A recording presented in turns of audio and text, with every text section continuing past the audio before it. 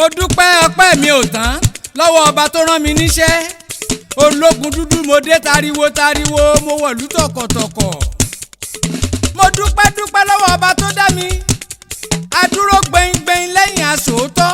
ọpẹ́ yẹ Ọlọ́run mi ọba tó tó bí aró ọba tí kì í ṣègbè ìkà. òrán mọ níṣẹ́ fàyàtì tó tó ọba tó tó. ó wá yẹ kó ti yé wọn pé dájúdájú Ọlọ́run mi ìwọ ló rán mi níṣẹ́ o. àṣìṣe Bọ́lá Tinubu lọ́jọ́ Ògúnlé aṣẹ́gun. bó ti jẹ́ pé ẹni ká mọ́ bẹ̀rù ká mọ́ sojo ìbò Sanwó-Olú banilẹ́rù díẹ̀. adúpẹ́ o èmi Kunle Ologundudu mo mọ́pẹ́ wá fún gbogbo ọmọ Yorùbá. mo dúpẹ́ lọ́wọ́ gbogbo ọmọ àtàrà ìpínlẹ̀ Èkó. ẹ ṣé mo dúpẹ́. ta ni mí kí ni mo jẹ́ tí mo bá gbogbo yín sọ̀rọ̀ lórí Bọ́lá Tinubu lórí ìbò Sanwó-Olú tẹ́ ẹ kẹ̀dẹ̀ gbọ́mọ̀ràn mi. ẹ jọ mí lójú ọmọ aládé tilé toko. mo ti ń gbayì mi ò gbayì bí eléyìí rí. ẹ yà mí lẹ́nu inú mi dùn. ẹ̀yin ọmọ ìpínlẹ̀ Èkó ẹ̀yin ọmọ Yorùbá mo wá mú dá yín lójú pé jọba eléyìí ó yàtọ̀ gédégédé. ikú tó sì ní fìlà tí ọ̀pá ni. tá a bá bọ́ lọ́wọ́ ọkú ṣe ló yẹ ká na pápá bora. àwọn ọmọ àtọ̀hún rìn wá fìdí ìbọn lù yín lórí. ẹ wá ń tọ̀ sí ṣòkòtò ṣòro. gbogbo ẹ̀yin ọmọ Èkó àṣojo níyín àṣẹ ẹ̀ láyà yegede kọ̀tán bí. àsìkò ti tó fún yín láti forúnkún tẹ̀ páàrònú. kẹ́ ẹ gbàgbọ́dọ̀ lọ́wọ́ kẹ́ ẹ wá dorí kodò bí ẹni agbọmọ lọ́wọ́ rẹ̀ tí ò gbọ́dọ̀ gbin. ọ̀rọ̀ ìdìbò ní 2023 nípínlẹ̀ Èkó ó yẹ kó lákọsílẹ̀ nínú ìtàn. Sanwó-Olú ṣe ráyé yín o. gbogbo ẹ̀yin gómìnà tẹ́ ẹ ti jẹ nípínlẹ̀ Èkó ṣáájú. tẹ́ ẹ bẹ̀rẹ̀ sí ní fọmọ Ìgbò ṣe kọmíṣánná nípínlẹ̀ Èkó. kódà mo gbọ́ pé wọ́n di kánsẹ́lọ̀ nígbà kan. wọ́n tún jẹ́ ṣẹ́àmánù kánsù nígbà kan. ìdí tí gbogbo yín fi ń ṣe bẹ́ẹ̀ ẹ tiẹ̀ ṣàlàyé ká gbọ́. ibo ni wọ́n ti fọmọ Yorùbá jẹ kọmíṣánná lọ́dọ̀ tiwọn.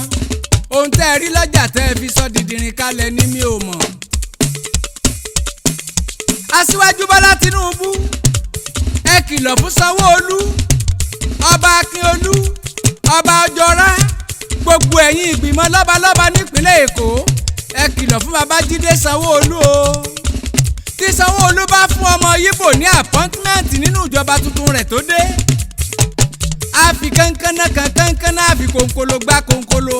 bóyá ni Sanwó-Olú mọ̀ pé narrow escape lòún ní níbo tó gbé Sanwó-Olú padà sọ́fíìsì. àṣẹ ẹ lójó Sanwó-Olú àṣẹ ẹ láyà. ọmọ Ìgbò ṣẹ̀rùbà yín ẹ wá ń sá kíjókíjó ẹ wá ń sá kíjókíjó ẹ wá ń sá kolobá nítorí àlejò tá a fọwọ́ ara wa gbà sílé. àwọn house members tó jáde nínú ẹgbẹ́ Labour Party ọmọ Ìgbò ní gbogbo wọn. àwọn ọmọ Yorùbá tó ń ṣẹgbẹ́ Labour Party nípínlẹ̀ Èkó wọn ò yàtọ̀ sáwọn kówèrè. ọ̀rọ̀ tí road safety mú onímọ́tò sí tí wọ́n gba 2000 naira làwọn lasma wa ń gba 70,000 lé lórí. ṣé nítorí ká IGR lè gara ni? IGR lọ́wọ́ á jẹ́ kẹ́ ẹ má yé nira fáwọn èèyàn ìlú. Sanwó-Olú ẹ wá sọ fún wa ohun tó jẹ́ ká síwún iyán ọmọ ọ̀tọ̀ lọ́sàn lọ́yàn. ọ̀gá Sanwó-Olú ìjọba tuntun ló dé ìjọba tuntun lélẹ́yìí o. ẹ jẹ́ kí second term yóò yàtọ̀ gédégédé. tẹ́ ẹ bá tún lọ forí kómi ajá kódà kẹ́ ẹ kẹsẹ̀ bọ pàkúté ẹ mọ̀ pé Ológundúdú pé wá bá yín tú àlẹ́ àlíkùá gbogbo wàhálà tẹ́ ẹ fi mí ṣe kó ṣe fọlọ́run ni Ológundúdú ò béèrè ẹ̀ pa. ẹ jẹ́ ṣe báwọn aṣáájú ti ṣe. ìjọba wo ló fọmọ Yíbò sí bọ́ọ̀dù nípínlẹ̀ Èkó kẹ́yìn ó tó dé. orí ìjọba tiyín ló ti bẹ̀rẹ̀.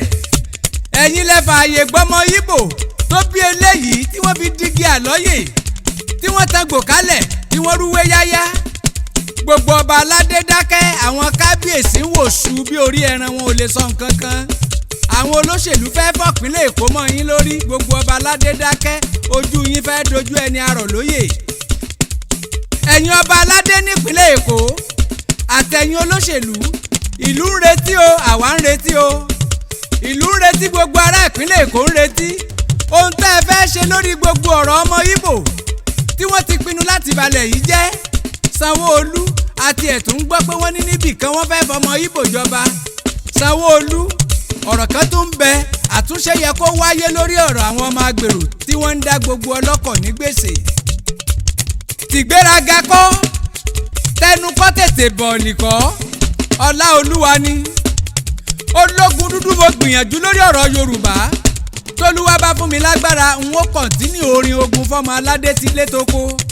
Bí náà ò bá tán láṣọ ẹ̀jẹ̀ ò ní tán lèékánná, ohun tí mo fẹ́ ni kẹ́ ẹ mọ́ bá mi gbàdúrà. Àìgbọ́ra wa yé, ìlara, tẹ̀m̀bẹ̀lẹ̀kun ọ̀tẹ̀. Ẹ̀dúró ná, sóhun nìkan ni, òun nìkan ni, sóhun nìkan ni, òun nìkan ni. Ọ̀tẹ̀ aṣíwájú tí wọ́n dìdìdì níjọ́sí, àwọn àgbà àyà ńlọ jẹ́ kí wọ́n wà lérò ẹ̀yìn. Apátápá Bọ́lá Tinubu dẹ̀rù jẹ̀jẹ̀ kò ṣeé mú, aṣíwájú digi eléra kò ṣeé gbẹ́jọ́. Ẹyẹ forí wórí kádàrá ò jọra wọn, ọ̀tọ̀ọ̀tọ̀ ńlá yànmọ́rìn. Ẹ wò ó, tẹ́ ẹ bá fẹ́ fọwọ́ rọrí kú, ẹ jáwọ́ lọ́rọ̀ Bọ́lá Tinubu kẹ́ ẹ mọ́ bá kékú lójú oorun. Tẹ́ ẹ bá fẹ́ kí Bọ́lá Tinubu ó ṣe second term lójú yín, ẹ jẹ́ jáwọ́ lápọ̀n tí ó yọ. Ẹ jẹ́ wí fáwọn àlè àmùdá oníyẹ̀yẹ́ kí wọ́n jẹ́ àjọ lọ, kí wọ́n tẹ̀lé wa lọ Àbújá, kí wọ́n wá lọ bá Jàgàbáànì yọ̀. Ẹni tó bá bóníire yọ̀ ni ó ṣoríire. Àkànbí ti ń lọ síbi tí ó ti rèé dádé, ọmọ olódòdẹ, ọmọ afàránpòjò. Ọmọ pọ́npọ́n náà yan ọmọ pọ́npọ́n náà yanran. Ọmọ ọ̀rọ̀ kò dún gbọ̀rọ̀, abẹ lórí lálẹ́ ó tún yọ lóòrọ̀ kójú ó tó mọ́. Olódòdẹ, irúnmọlẹ̀ tí dé tòrutòru. Bọ́lá Tinubu ó ń lọ lóde kò kára lé, agbójú olójú rokókó, agùngéńdé bí ẹni gẹṣin, ọ̀sọ̀kò jalúmọkùnrin wòrò wàrà. Wọn ò mọ̀nà tí ó bá wọ̀lú kó tó dé, baálé ilé ń sá léńje léńje. Bọ́lá Tinubu ò tí ì wọ̀lú, baálẹ̀ ń ṣàyẹ̀wò. Wọ́n ní kí wọ́n bi Ifá léèrè pé ṣé tí Bọ́lá Tinubu bá dé yóò lọ ni àbí yóò sùn ni. Ifá ní bọ́ bá lọ, ogun ni, àìlọ rẹ̀ ìjàgbọ̀n. Ọbẹ̀lẹ̀kọjà ó fowó ra túwó, kọ̀lọ̀kọ̀lọ̀ bìrìbìrì, kọ̀lọ̀kọ̀lọ̀ bìrìbìrì tí dámọ̀ ní ìdágìrì bálẹ́bálẹ́, yẹn pọn níran, àbàyà tìrì lójú ogun. Bí Jagunlabi ọ̀bẹ nìkan jà, jagun akọ́kọ́ yẹn lọ bí ẹdẹ bí ẹdẹ. Bí Bọ́lá Tinubu ọ̀bẹ nìkan jà, jagun afẹ̀yìn ẹ̀yìnrìn lóde Èjìgbò. Kì í ṣe pé ò lè jà, ọgbọ́n ní ń dá, kó tó làkàkà dé oníjà ti gbàgbé. Kí Bọ́lá Tinubu ó tó làkàkà dé oníjà ti sùn lọ. Tí Jagunlabi bá kẹ́sìn dé, jagun abínú bá torí wọn lọ àfòdì ọkọ̀ gbọmọkùnrin jìàjìà. Bọ́lá Tinubu wọ́n ní titiri méje láti ọmọ olúgbú erin, ilá tiri lákó, ìkàn tiri wẹ̀wù ẹ̀jẹ̀, ìkóǹkódó tiri péku, ìwọ̀ tiri pẹja. Bọ́mọdé ọ̀bá gbàjẹ́ títiri ní tiri, òkè tiri má wò aṣíwájú Oòduà. A kú oríire, a kú àjọyọ̀. Bọ́lá Tinubu wọlé, Sanwó-Olú tún wọlé. Mo yọ̀ fúnra mi, mo kú oríire. Tewé tàgbà, ẹ jẹ́ ká mọ̀ fàdúrà ràn wọ́n lọ́wọ́, káyé wọn lè dáa, kíjọba náà ó dùndùndùn. Tí wọ́n bá bi yín léèrè wípé ta ló kọrin ewì sínú àwo, èmi ni, ọmọ yín ni, pàdí yín ni, èmi ni ẹlòmíì kọ́, ọkọ̀ sọ́jà ọkọ̀ òṣèlú ni, Kunle Ologundudu awo erin tí dààmú sọ̀nà.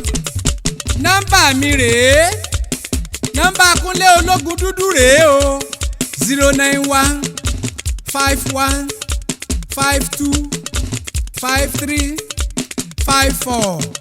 Ọ̀yá ẹ mú gègé, ẹ kọ́lẹ̀ lẹ́ẹ̀kan sí 091 51 52 53 54.